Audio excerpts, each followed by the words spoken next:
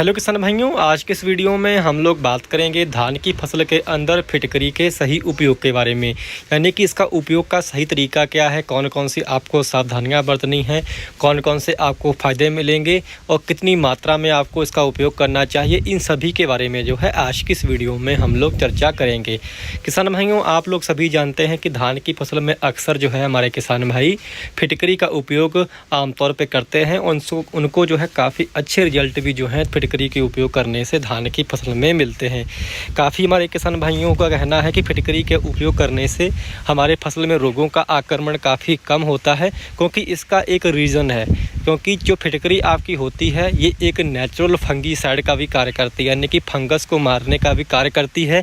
इससे आपके धान के खेत में जो भी फंगस नीचे पड़ी होती है ज़मीन में, वो एक्टिवेट नहीं हो पाती, यानी कि उस फंगस को ये डीएक्टिवेट कर देती है, जिससे आपका पौधा जो है विभिन्न प्रकार के रोगों से जो है बच जाता है। और इसके साथ साथ जो आपका फिटकरी होता है ये आपकी फसल में जो दीमक का अगर आक्रमण ज़्यादा होता है तो उस दीमक के प्रकोप को भी कम करता है। इसके साथ साथ जो अन्य जो आपका रस चूसने वाले कीड़े हैं उनका भी जो प्रकोप है वो आपकी धान की फसल में जो है कम होता है। इसके साथ साथ जो फिटकरी डालने का सबसे बड़ा जो फ़ायदा ये मिलता है धान की फसल में कि जो फिटकरी होती है इसके अंदर एनम होता है। एनम यानी कि अमोनियम होने के कारण जो है ये आपके फसल में आपके फसल का जो पीएच मान होता है उसको एकदम से नीचे गिराता है।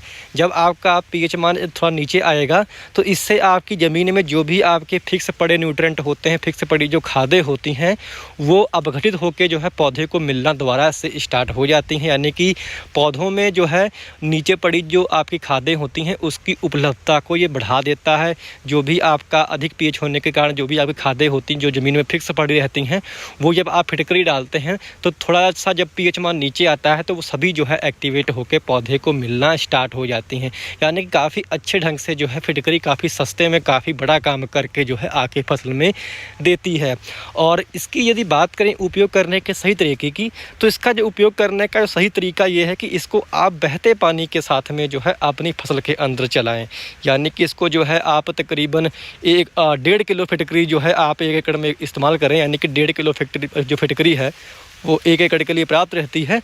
उसको किसी कपड़े में बांध के या फिर किसी बोरे में बांध के जो है आप नाली में जहाँ से आपका पानी बहता है या फिर ट्यूबवेल के पास में आप रख दें, जिससे ये धीरे धीरे आपके पानी में घुल के जो है पूरे खेत में फैल जाएगी और समान रूप से जो है पूरे खेत में फैलेगी, जिससे ये अपना कार्य करना जो है आपकी फसल में स्टार्ट कर देगी। और काफ़ी बेहतर इसका रिजल्ट जो है आपको धान की फसल के अंदर देखने को मिलेगा। काफ़ी हमारे किसान भाई धान में जो है फिटकरी का उपयोग हर साल करते हैं और हर साल उनको जो है फिटकरी के काफ़ी अच्छे रिजल्ट जो है फसल में मिलते हैं, क्योंकि जो भी आपकी ज़मीन में फंगस होती है वो फिटकरी डालने से एक्टिवेट नहीं हो पाती है। आपकी मिट्टी का पीएच मान बैलेंस रहता है, क्योंकि आजकल जो है ज़्यादातर हमारी ज़मीनों का पीएच मान जो है वो काफ़ी बढ़ा हुआ है। यदि आप फिटकरी का उपयोग करते हैं तो इससे थोड़ा पीएच मान नीचे आता है, जिससे आपकी ज़मीन में जो भी खादें पड़ी होती हैं वो दोबारा फिर से एक्टिवेट हो जाती हैं। इसके साथ साथ अब बात करते हैं कि इसमें आपको सावधानी कौन सी बरतनी है। तो सावधानी सिर्फ इसमें एक ही है कि आप जो है इसका ना कभी इसका आप जो है स्प्रे करें, यानी कि पत्तों पे इसका स्प्रे ना करें, क्योंकि ये हाईली एसिडिक होती है, जिससे आके धान के पत्ते जो है झुलस सकते हैं। इसके साथ साथ आपको एक विशेष ध्यान ये रखना है कि जिन मिट्टियों का पीएच मान कम है, यानी कि 6 से नीचे है, 5.5 है या 5.5 से नीचे है, तो ऐसी मिट्टियों में जो है आप फिटकरी का उपयोग कभी भी ना करें। इससे आपको जो है नुकसान देखने को मिल सकते हैं। यदि आपको अपनी मिट्टी का पीएच मान नहीं पता है तो आप बाज़ार में एक पीएच मीटर मिलता है, जिसको आप ऑनलाइन भी मंगा सकते हैं। जैसे आप स्क्रीन पर देख रहे हैं, ऐसा जो है आपको अमेज़ॉन वगैरह से मिल जाएगा। तकरीबन 400-450 या 500 रुपये का मिलेगा ये। और इसको आप अपनी ज़मीन में जो है लगाकर पीएच मान भी चेक कर सकते हैं। इसमें 2 छड़ी लगी होती हैं, जिसको आप ज़मीन में जो है लगाकर चेक कर सकते हैं कि आपकी मिट्टी का पीएच मान क्या है। वो सुई जो होती है ये पूरा आपके मिट्टी का पीएच मान बता देगी और काफ़ी इफ़ेक्टिव है, जिससे आप अपने मिट्टी में जो है पीएच मान जांच करके फिटकरी का कम या ज़्यादा उपयोग कर सकते हैं। यदि आपकी मिट्टी का पीएच मान 8 के आसपास है तो आप 2 किलो तक भी फिटकरी का उपयोग अपने धान में कर सकते हैं। इससे आपको काफ़ी बढ़िया जो है रिजल्ट फिटकरी के देखने को आपकी फसल में मिलेंगे। कुछ किसान हमारे जो है नीले थोथे का भी उपयोग करते हैं, तो आप नीला थोथा भी उपयोग कर सकते हैं। नीला थोथा भी एक नेचुरल फंगिसाइड होता है। ये दोनों ही तरीके ऑर्गेनिक हैं, इससे आपको लाभ ही लाभ मिलने वाले हैं, सस्ते भी होते हैं। नीला थोथे का यदि आप उपयोग करना है तो आप आधा किलो प्रति एकड़ के हिसाब से करें, उसमें भी यही करैक्टर होते हैं, यही आपके गुण होते हैं।